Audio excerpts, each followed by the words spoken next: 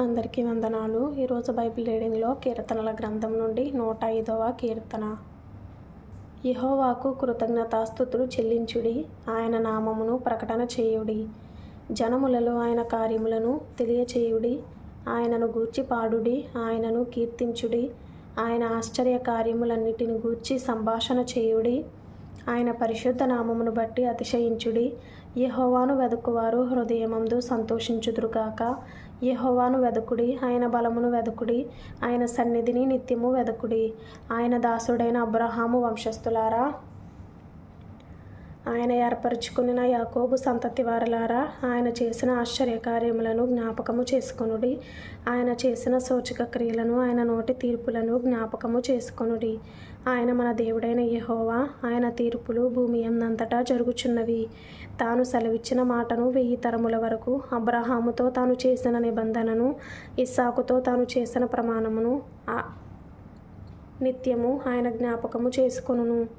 వారి సంఖ్య కొద్దిగా నుండగను, ఆ కొద్ది మంది ఆ దేశమందు పరదేశులై ఉండగను. కొలవబడిన స్వాస్థ్యముగా కనాను దేశమును మీకిచ్చెదనని ఆయన సెలవిచ్చెను.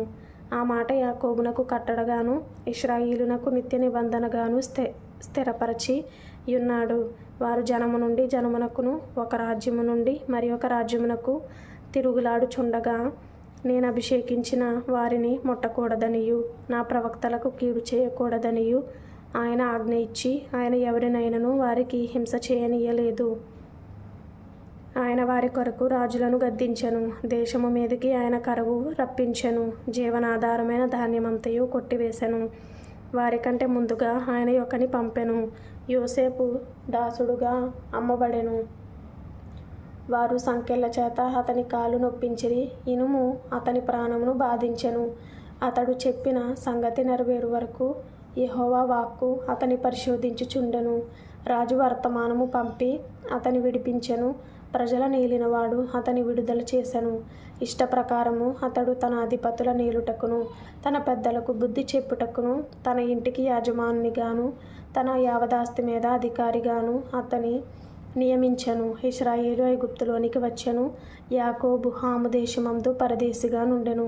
ఆయన తన ప్రజలకు బహు సంతాన వృద్ధి కలుగజేసెను. వారి విరోధుల కంటే వారికి అధిక బలము దయచేసెను. తన ప్రజలను పగజేయునట్లును, తన సేవకుల ఎడల కుయుక్తిగా నడుచునట్లును ఆయన వారి హృదయములను త్రిప్పెను. ఆయన తన సేవకుడైన మోషేను, తాను ఏర్పరచుకుని అహరోనును పంపెను. వారు ఐగుప్తీయుల మధ్యను ఆయన సూచక క్రియలను, హాము దేశంలో మహత్కార్యములను జరిగించిరి. ఆయన అంధకారము పంపి చీకటి కమ్మజేసెను. వారు ఆయన మాటను ఎదిరింపలేదు. ఆయన వారి జలములను రక్తముగా మార్చెను. వారి చేపలను చంపెను. వారి దేశములో కప్పలు నిండెను. అవి వారి రాజుల గదులలోనికి వచ్చెను. ఆయన ఆజ్ఞ ఇయ్యగా జోరీగలు పుట్టెను. వారి ప్రాంతములన్నిటిలోనికి దోమలు వచ్చెను. ఆయన వారి మీద వడగండ్ల వాన కురిపించెను. వారి దేశములో అగ్నిజ్వాలలు పుట్టించెను. వారి ద్రాక్ష తీగెలను, వారి అంజూరపు చెట్లను పడగొట్టెను. వారి ప్రాంతముల యందలి వృక్షములను విరుగకొట్టెను. ఆయన ఆజ్ఞ ఇయ్యగా పెద్ద మిడతలును, లెక్కలేని చీడ పురుగులను వచ్చెను. అవి వారి దేశపు కూర చెట్లన్నిటినీ, వారి భూమి పంటలను తినివేశెను. వారి దేశమంతటి సమస్త జ్యేష్ఠులను, వారి ప్రథమ సంతానమును ఆయన హతము చేసెను. ప్రథమ సంతానమును అనే మాటకి కింద ఫుట్ నోట్లో బల ప్రారంభమైన అని ఉంది. 37వ వచనం. అక్కడ నుండి తన జనులను వెండి బంగారములతో ఆయన రప్పించెను. వారి గోత్రములలో నిస్సత్తువ చేత తొట్టిల్లు వాడొక్కడైనను లేకపోయెను. వారి వలన ఐగుప్తీయులకు భయము పుట్టెను. వారు బయలు వెళ్ళినప్పుడు ఐగుప్తీయులు సంతోషించిరి. వారికి చాటుగా నుండుటకై ఆయన మేఘమును కల్పించెను. రాత్రి వెలిగిచ్చుటకై అగ్నిని కలుగజేసెను. వారు మనవి చేయగా ఆయన పూరేళ్లను రప్పించెను. ఆకాశములో నుండి ఆహారమునిచ్చి వారిని తృప్తిపరచెను. బండను చీల్చగా నీళ్లు ఉబికి వచ్చెను. ఎడారులలో అవి ఏరులై పారెను. ఎలయనగా ఆయన తన పరిశుద్ధ వాగ్దానమును తన సేవకుడైన అబ్రహామును జ్ఞాపకము చేసుకొని, ఆయన తన ప్రజలను సంతోషముతోనూ, తాను ఏర్పరచుకొనిన వారిని ఉత్సాహధ్వనితోనూ వెలుపలికి రప్పించెను. వారు తన కట్టడలను గైకొనున్నట్లును, తన ధర్మశాస్త్ర విధులను ఆచరించునట్లును అన్యజనుల భూములను ఆయన వారికి అప్పగించెను. జనముల కష్టార్జితమును వారు స్వాధీనపరచుకొనిరి. యెహోవాను స్తుతించుడి.